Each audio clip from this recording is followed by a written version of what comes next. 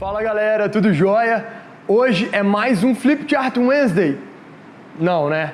Hoje é um bônus. A gente veio aqui para falar com vocês e eu quero falar contigo sobre o último trimestre do ano. Eu sei que a gente chegou no momento de maior pressão que o vendedor tem.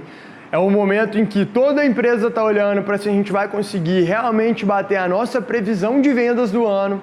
E naturalmente essa pressão vira um pouquinho de estresse. Como que você faz então para garantir uma alta assertividade na sua previsão de vendas? Como que você faz para entender se você realmente vai fechar uma conta ou não? É exatamente isso que a gente vai falar agora.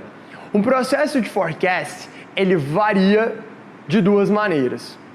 E aqui eu quero que você comece a pensar para você agora, na última semana do primeiro mês do último trimestre, para você começar esse trimestre com o pé direito, você vende em tickets mais altos, ciclos mais longos, envolvendo múltiplos decisores, ou sua venda é um pouquinho menos complexa, é um processo menos longo, ele não tem tantos decisores ou, em vários casos, tem apenas um decisor e, naturalmente, um ticket não tão alto. Se você está num processo onde você vende majoritariamente para pequenas e médias empresas, o SMB, você vai usar o Bunch. O Bunch não morreu, a gente já fala disso. Agora, do outro lado, se tua venda é um pouquinho mais complexa, a gente vai falar do Medic. Como que funcionam os dois casos? O Bunch, por exemplo, ele é muito falado hoje em dia em relação e em oposição ao DPCT BA-CNI, que é um framework que a HubSpot trouxe de qualificação de leads. O problema é como e quando que cada um é utilizado. O DPCT BA-CNI, ele é utilizado muito como um norte para o time de vendas durante a qualificação dentro de uma conversa em conjunto com o lead. Ou seja, eu estou falando com o meu lead, eu estou falando com o interlocutor e eu tenho que seguir uma lógica sobre informações que eu preciso conquistar dele. O DPCT ele tem uma lógica mais humana, mais clara e que, naturalmente, tem um storyline, uma linha de história que segue um storytelling que vai despertar mais emoções positivas ou negativas que garantam o engajamento do meu lead e, logicamente, o fechamento. Quando a gente fala de emoção negativa, a gente está falando, por exemplo, de medo, incerteza e dúvida, que ajudam você a querer comprar algo por medo, incerteza ou dúvida de algo que poderia acontecer. Então, nesse cenário, o Bunch, ele não bate de frente com o DPCT, porque ele não tem uma lógica muito boa. Imagina você chegar e falar direto sobre budget com um lead que acabou de começar a conversar com você. Ah, Vinícius, mas eu posso falar o Bunch depois. Sim, mas aí você gastou muito tempo conversando com o lead, você gastou muito tempo falando com ele sem entrar em nenhum desses pontos, e não faz tanto sentido. Por que você vai educar demais alguém que não é autoridade? Como você vai educar essa pessoa? Difícil, né? Eu educo diferente um usuário, um influenciador e um tomador de decisão. Então o Bunch, ele serve para mim como uma maneira fácil, rápida e simples de entender se uma conta, se uma provável venda vai realmente ocorrer. Ele é um modelo de qualificação para dentro do meu forecast.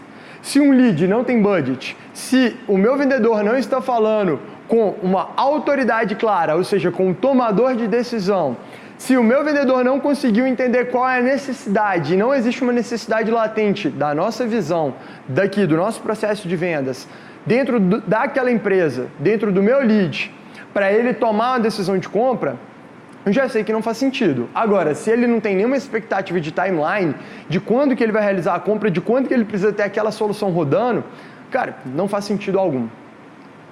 É lógico que você pode ter os seus critérios, mas o que eu faço com o meu time, por exemplo? Eu tenho critérios próprios, alguns vão ser derivados desses daqui, mas eu adaptei e trabalho com 3 critérios simples.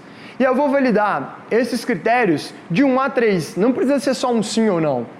Por exemplo, eu posso entender que o lead não tem budget nenhum, e aí eu vou dar uma nota 1 para budget, ou eu posso entender que esse lead ele tem budget, mas ele vai precisar de desconto, eu dou uma nota 2, e aí eu posso entender que esse lead tem budget disponível, ele consegue liberar budget, ou ele vai substituir uma outra solução, e que claramente ele vai conseguir deixar um dinheiro separado para comprar a minha solução. E aí é o 3. esse cara pode comprar e está garantido. E aí eu vou usar esses fatores, 1, 2, 3, 1, 2, 3, 1, 2, 3, multiplicados para entender qual a probabilidade, qual a distribuição de todos os meus leads no forecast e saber quais são os prioritários para eu trabalhar. Por quê? Porque a gente está no fim do ano. A gente precisa trabalhar com quem tem maior probabilidade de fechar. Isso te ajuda como vendedor, isso ajuda você, gestor, também a entender o que realmente pode entrar. Para mim, quando a gente analisa isso, a gente está praticamente fazendo como no poker. No poker, quando você recebe as cartas que vão para sua mão, você tem uma probabilidade de ganhar aquela mão com aquelas cartas. A cada nova carta que é virada sobre a mesa, a probabilidade de você ganhar aumenta ou diminui. E aí, é mais ou menos isso que a gente está fazendo aqui. Se eu consigo tirar um lead, por exemplo, de autoridade 1 para 2 ou para 3, isso me mostra que eu estou aumentando minha probabilidade de converter ele. Isso significa que eu estou deixando de falar só com o usuário ou só com o influenciador e estou entrando com o tomador de decisão também. Diminuir a possibilidade de aparecer objeção vinda de um ponto cego, que eu não consigo trabalhar, que eu não estou lá para argumentar. Mas beleza, Vinícius, eu não tenho um modelo de vendas tão simples. Esses fatores, esses critérios não são suficientes para mim. Aí a gente traz o MEDDIC, que é famoso e é visto e até utilizado por alguns que têm uma venda mais simples, mas que eu acho que é muito trabalhoso. Por quê? Porque você tem volume, então seu pipeline ele vai ter volume e trabalhar o MEDDIC com todo mundo não dá, pelo menos não bem trabalhado.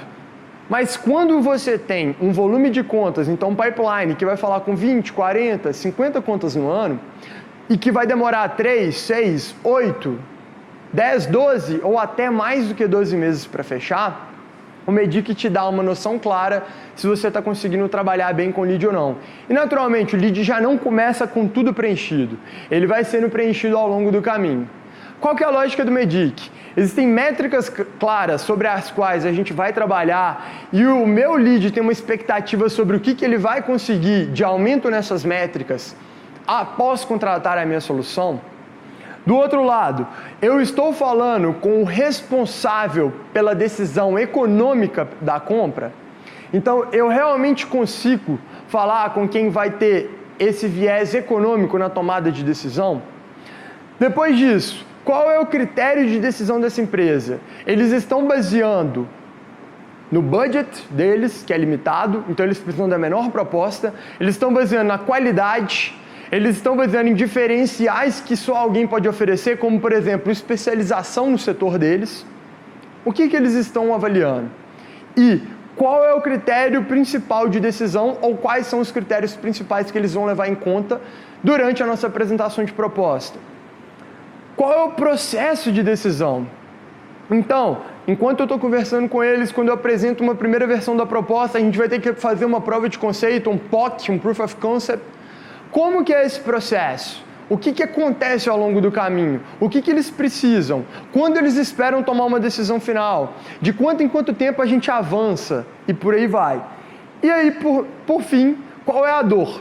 Eu consegui identificar uma dor real.